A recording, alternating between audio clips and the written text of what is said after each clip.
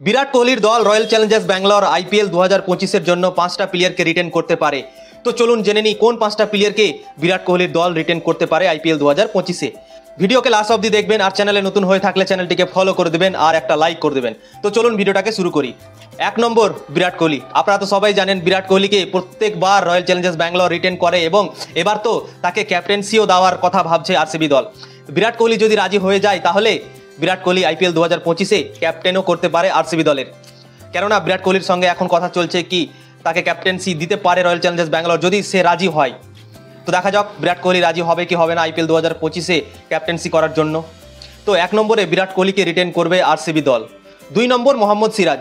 Mohammad Siraj RCB দল থেকে প্রায় 4-5 বছর থেকে খেলছে, কিন্তু আরসিবি দল তাকে রিটেন করতে চলেছে আইপিএল 2025 সালে। কেননা মোহাম্মদ সিরাজ ভারতীয় দলে 3 ফরম্যাটে ক্রিকেট খেলছে আর সে দারুণ বোলিং করেই যাচ্ছে প্রত্যেক বছর। আর আইপিএল 2024-এও তার খুব একটা ভালো পারফরমেন্স হয়নি, অ্যাভারেজ পারফরমেন্স তার হয়েছিল। তাই জন্যই আরসিবি দল ভারতের দলে যে প্লেয়ারটা খেলছে 3 ফরম্যাটে তাকে তো অবশ্যই রিটেন করবে আরসিবি দল। 2 নম্বরে আরসিবি দল মোহাম্মদ সিরাজকে রিটেন করবে। 3 নম্বর হচ্ছে বিল জ্যাক্স। বিল জ্যাক্স আরসিবি দলে 2024 সালেই এসেছিলেন আর 1 বছর তার খেলা হয়েছে, কিন্তু প্রথম বছরই সে ভালো পারফরমেন্স করেছে আরসিবি দল থেকে। তাই জন্যই 3 নম্বরে বিল জ্যাক্সকে রিটেন করতে চলেছে আরসিবি দল। কেননা বিল জ্যাক্স বোলিং ব্যাটিং দুটোই করতে পারে, স্পিন বলও করে নেয় সে আর দারুণ ব্যাটিংও করে, 3 নম্বরে ব্যাটিং করে। আর তাই জন্যই বিল জ্যাক্সকে অবশ্যই রিটেন করবে আরসিবি দল। 4 নম্বর রজত পাতিদার। রজত পাতিদার আপনারা দেখেছিলেন আইপিএল 2024 সালে প্রায় 5টা ম্যাচে 4টা সে 50 করেছিল আর আরসিবি দলকে কামব্যাক করেছিল। এক সময় মনে হচ্ছিল আরসিবি দল 8-9 নম্বরে ফিনিশ করবে, কিন্তু আরসিবি দল কোয়ালিফাই করে গিয়েছিল চেন্নাইকে হারিয়ে আর তারা টপ 4-এ জায়গা করে নিয়েছিল শুধুমাত্র রজত পাতিদারের জন্য।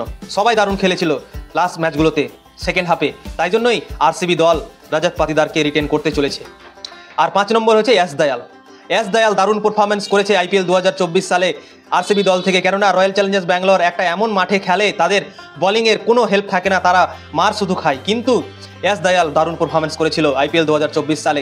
ধোনির টিমের সঙ্গে যখন ফাইনাল ম্যাচ হয়েছিল, যে জিতত সেই টপ 4-এ জায়গা করত, সেখানে এস দয়াল ধোনি সামনে ছিল আর মাত্র 12 রানের প্রয়োজন ছিল আর মহেন্দ্র সিং ধোনিকে আউট করে এস দয়াল ম্যাচ জিতিয়েছিলেন এবং টপ 4-এ নিয়ে গিয়েছিলেন আরসিবি দলকে। তো এস দয়ালকেও রিটেন করবে আরসিবি দল। এই 5টা প্লেয়ারকে আরসিবি দল আইপিএল 2025-এর জন্য রিটেন করতে পারে। 1 নম্বর বিরাট কোহলি, 2 নম্বর মোহাম্মদ সিরাজ, 3 নম্বর বিল জ্যাক্স, 4 নম্বর রজত পাতিদার, 5 নম্বর এস দয়াল। এই 5টা প্লেয়ারকে আরসিবি দল আইপিএল 2025-এর জন্য রিটেন করতে পারে। তো আপনারা কি মনে করেন এই 5টা প্লেয়ারকে কি রিটেন করতে পারে আরসিবি দল? অবশ্যই কমেন্ট করে জানাবেন।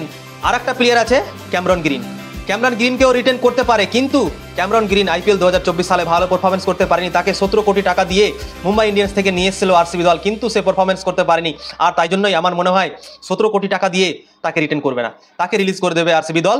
আর আমার মনে হয় এটা। আপনাদের কি মনে হয় অবশ্যই কমেন্ট করে জানাবেন। ভিডিও ভালো লাগলে লাইক করবেন, শেয়ার করবেন এবং ফলো করে দেবেন।